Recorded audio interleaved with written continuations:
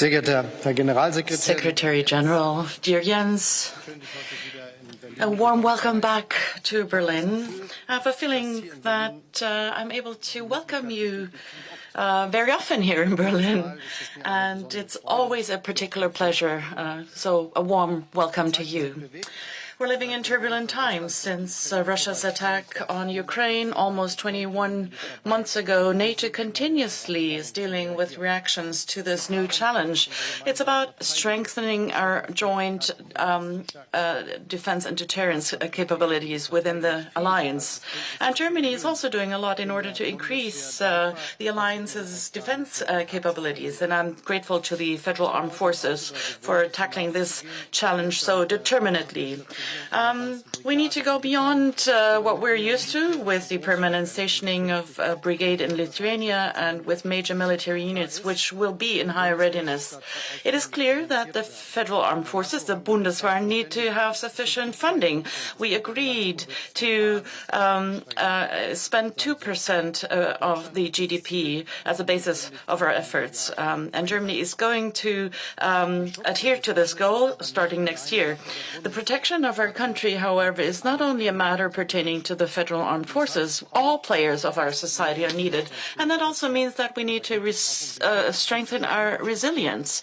It's about the protection of critical infrastructure, our pipeline and piping systems, and also protecting crucial lines of communications.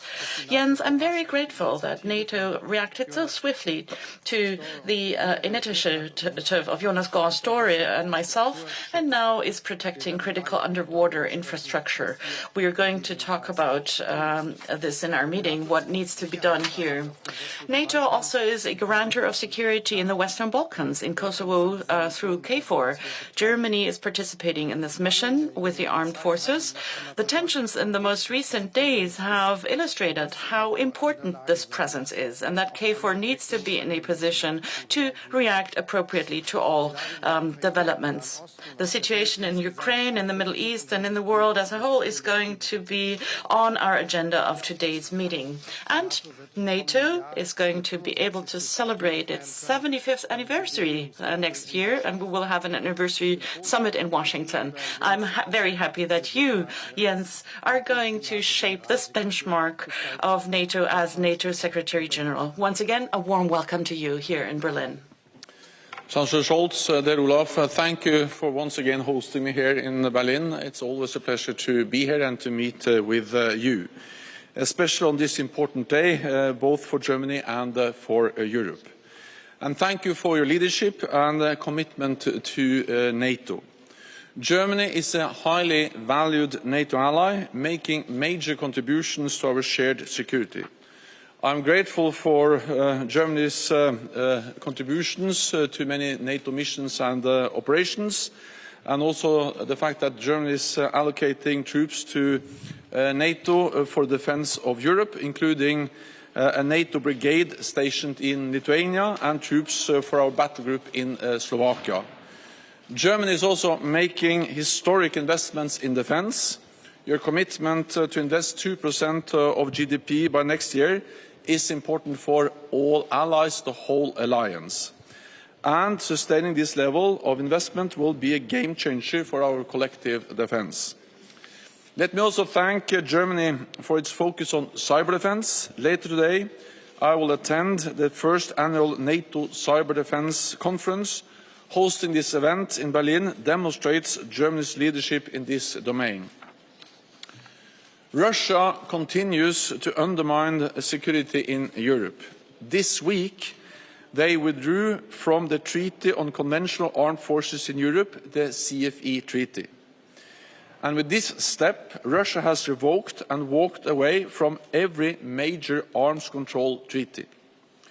Earlier this year, Moscow suspended its participation in the New START agreement, the last pact regulating the number of nuclear weapons between the United States and Russia.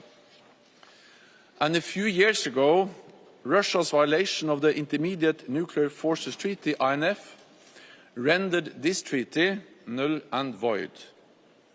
This is a pattern of reckless behavior, and it makes the world more dangerous. NATO remains fully committed to arms control, disarmament and non-proliferation, and we call on Russia to play a responsible role. At the same time, Russia continues its brutal war in Ukraine. We must continue to give the Ukrainians the weapons they need to stay strong on the battlefield today, so they can be strong at the negotiating table tomorrow. Germany is providing critical support from Marder and Leopard tanks to IRIS-T and air defences and munitions. These contributions help Ukraine defend its freedom and they help keep Europe safe. And Germany is actually the second largest supporter to Ukraine among NATO allies, only next to the United States.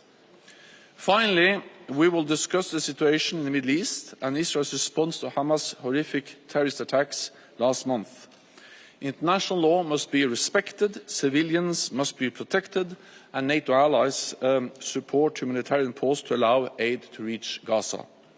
The suffering we have seen in recent weeks reminds us once again that we must not give up work for a lasting, peaceful political solution.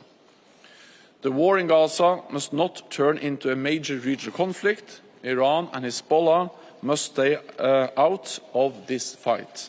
So, Chancellor Scholz, dear Olaf, once again, thank you so much for hosting me. Schönen Dank.